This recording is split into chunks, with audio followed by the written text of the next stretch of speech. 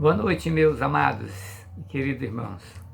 Nós vamos fazer a nossa meditação desta noite. Nós queremos que você então abra comigo a sua Bíblia no Salmo de número 90. E nós vamos ler os versos 3 e 4. Pela manhã meditamos no verso 1 e 2 e agora queremos meditar nos versos 3 e 4 desse texto. Salmo 90. Este salmo, meus queridos irmãos, tem versos preparatórios, versos introdutórios para a oração que Moisés vai fazer, vai levantar a favor do seu povo lá nos versos finais do salmo. Moisés também era um homem de oração, ele era um homem de Deus, um homem que andava perto do Senhor, perto do Eterno. Nós, como dissemos, já observamos que Deus é eterno na declaração dos primeiros 2 versículos deste salmo. E diga-se de passagem, a eternidade de Deus para nós, como salvos em Jesus Cristo, é uma fortaleza para nós saber que o nosso Deus é eterno. Também a nossa fé ela está assegurada nesta eternidade do nosso Deus, seja como servo em nossa individualidade ou como igreja do Senhor Jesus Cristo. Além disso, a sua eternidade é um incentivo a nós para a obediência e também para aquela recompensa eterna que vai proceder das mãos do nosso Salvador. Agora, olhando para os versos 3 e 4 do nosso texto, ele diz assim, Salmo 90, versos 3 e 4. Tu reduzes o homem ao pó ou à destruição, e dizes, tornai ou voltai, filho dos homens. Pois 1000 anos a teus olhos são como o dia de ontem que se foi e como a vigília da noite. Então queremos destacar 3 pontos hoje nesta porção da Escritura para nós. A primeira lição é que a morte é uma determinação de Deus em virtude do pecado. Como diz o versículo de número 3 que nós acabamos de ler. Tu reduz os homens ao pó ou à destruição. Tornai, filho dos homens. Então, o Salmo ele tem como pano de fundo a eternidade de Deus, contrastando com a finitude do homem. O homem é finito e, em especial, a sentença da morte física, a qual o homem ele foi submetido por causa do seu pecado. A morte, nós bem sabemos, ronda, campeia a vida humana. Mas sabe que às vezes se tem a impressão de que ela é meramente o resultado das enfermidades, a morte é o resultado dos desastres naturais, a morte é a falta de cuidado do ser humano, seja em relação à natureza inanimada, os rios, as florestas e tudo que o homem não cuida dentro deste campo, seja a falta do saneamento, dos cuidados básicos da saúde, de uma forma em geral, que o homem não tem cuidado bem. E às vezes parece que pensamos que a morte, a sua causa é meramente o resultado destas coisas. Mas existe ainda uma série de pensamentos que estão inculcados na mente humana. Tá? Espero que não na sua, que está me ouvindo.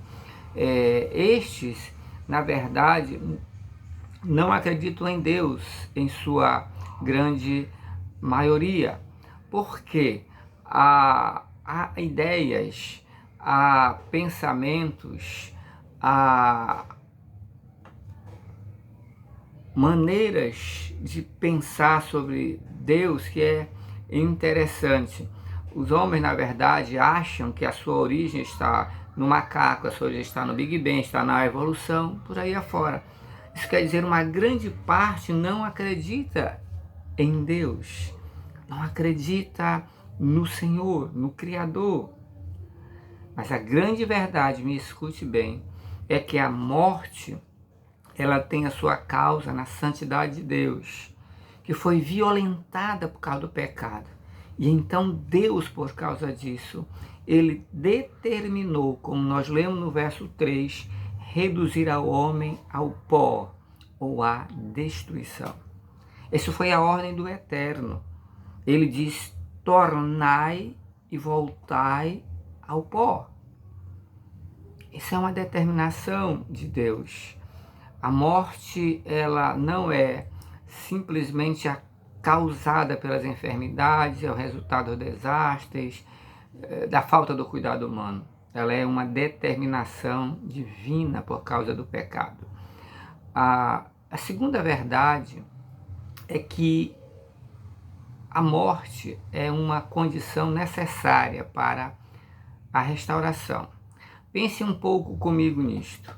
A morte humana, ela tem o seu lado positivo dentro do plano de Deus.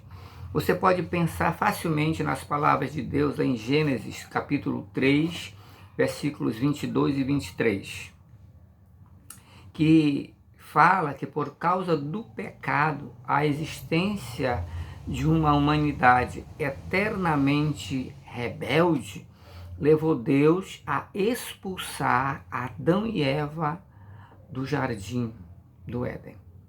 Nestes versos, nos diz que Deus disse: eles não podem tomar da árvore da vida, porque senão eles continuarão eternamente.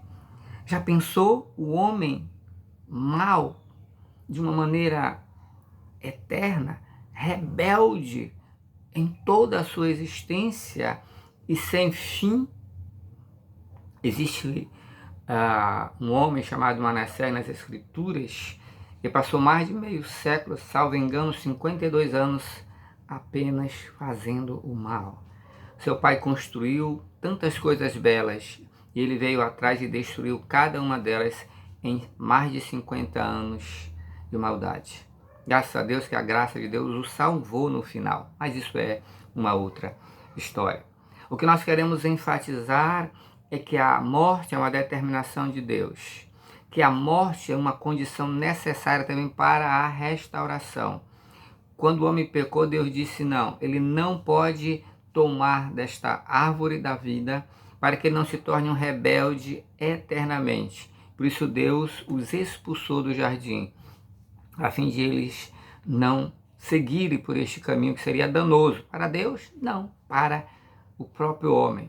Ora, também quando chegamos em Gênesis, no capítulo 6, nós lemos no versículo 5 que Deus declarou: a maldade do homem se havia multiplicado na terra, e que era mal continuamente todo o desígnio do seu coração. Então nós notamos a necessidade de parar o homem, de deter o homem, de fazê-lo voltar ao pó, morrer fisicamente, para que ele não tivesse uma continuação rebelde, completamente e de uma maneira indefinida. Por isso Deus o expulsou do jardim. Ademais, a sua morte, tanto a física como a morte espiritual, ela deu ocasião à reconciliação com Deus e à ressurreição em um corpo livre do pecado, como nos diz 1 Coríntios 15, dos 50 ao 58, que eu quero ler com você. 1 Coríntios 15, de 50 a 58. Diz assim, esse texto, 15, 1 Coríntios 15, vamos ler a partir do verso 50.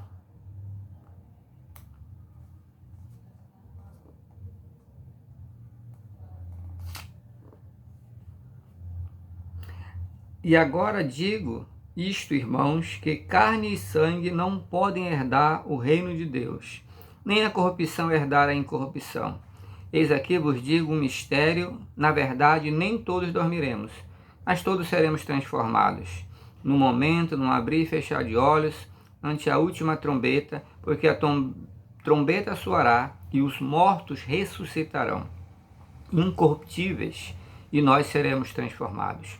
Porque convém que isto que é corruptível se revista da incorruptibilidade, e que isto que é mortal se revista da imortalidade. E quando isto que é corruptível se revestir da incorruptibilidade, e isto que é mortal se revestir da imortalidade, então cumprir-se-á a palavra que está escrita: tragada foi a morte na vitória. Onde está, ó morte, teu aguilhão? Onde está, ó inferno, a tua vitória? Ora, o aguilhão da morte é o pecado, e a força do pecado é a lei, mas graças a Deus que nos dá a vitória por nosso Senhor Jesus Cristo. Portanto, meus amados irmãos, sede firmes e constantes, sempre abundantes na obra do Senhor, sabendo que no Senhor o vosso trabalho não é vão. Então, a morte deu ocasião, essa morte física, essa morte espiritual, a reconciliação do homem com Deus e a ressurreição em um corpo livre de corrupção do pecado, como o texto que nós acabamos de ler. Assim, embora o diabo intentou a nossa destruição, embora o diabo tenha tentado nos afastar da graça e bondade de Deus, o eterno, que Moisés fala, de geração em geração, que cuida do seu povo, ele operou coisas maiores e melhores ao nosso respeito na salvação em Cristo Jesus.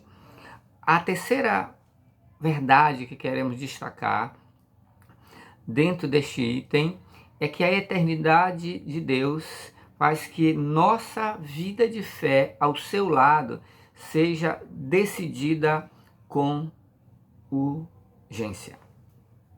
Você notou nos versos anteriores que esta coisa corruptiva, esse corpo que está inclinado ao pecado, ele precisa se revestir da incorruptibilidade, que este mortal precisa ser absorvido pela vida de Deus?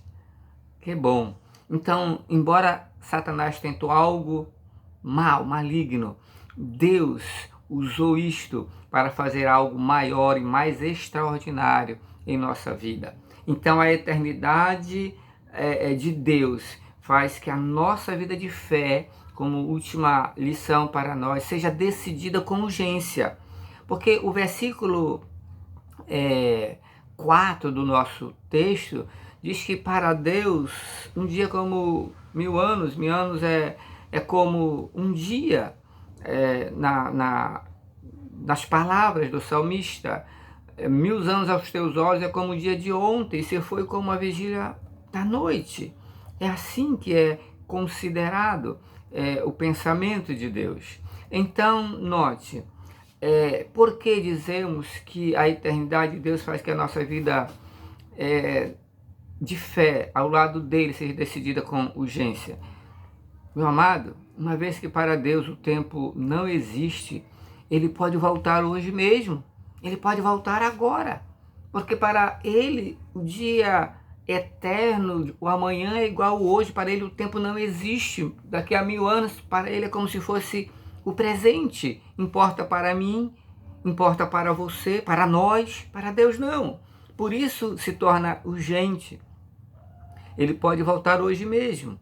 E a única razão para a qual ele não fez isto ainda, talvez seja exatamente você. Sabia disso? Talvez Jesus Cristo não veio para transformar este corpo que ele decidiu precisava morrer por causa do pecado. Mas, por outro lado, ele transformou isso na maior de todas as bênçãos, porque ele vai transformar esse corpo, vai ter que voltar. Deus decidiu que você tem que voltar ao pó, e ele vai lhe dar um novo corpo em glória, semelhante ao do Senhor Jesus Cristo, transformado, e para morar a eternidade com ele.